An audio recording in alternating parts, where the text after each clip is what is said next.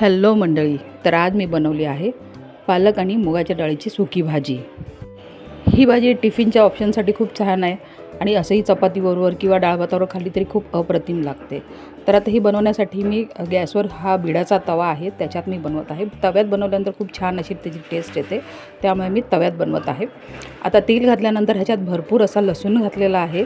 लसूण छान असा थोडासा सोनेरी रंगाचा होईपर्यंत आपण परतून घेतला आहे। त्याच्यानंतर आपण ह्याच्यात कांदा घातला, एक कांदा घातला आहे। त्याच्यानंतर आपण 5 ते 6 हिरव्या मिरच्या घातल्या, त्यानंतर चवीप्रमाणे मीठ घातलं आहे आणि व्यवस्थित मिक्स करून त्याच्यानंतर आपण ही मुगाची डाळ भिजत घातलेली 10 ते 15 मिनटं त्याच्यानंतर ती त्याच्यात घातली आहे। ती घातल्यानंतर व्यवस्थित फिरवून घेऊन त्याच्यात आपल्याला एक टोमॅटो घालायचा आहे। टोमॅटो घालून व्यवस्थित आपण छान असं परतून घेऊया।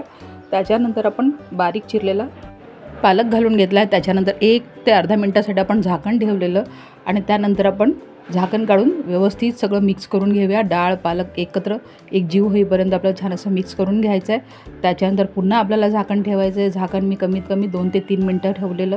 त्याच्यानंतर काढून व्यवस्थित पुन्हा एकदा मिक्स करून घ्यायचे आहे। त्याच्यानंतर पुन्हा आपल्याला 1 मिनटं झाकण ठेवायचं आहे आणि 1 मिनटानंतर तुम्ही बघू शकता ह्याच्यातलं पाणी सगळं आटलेलं आहे। त्यानंतर पुन्हा आपण 1 मिनटं अशीच भाजी ठेवणार आहोत झाकण न ठेवता।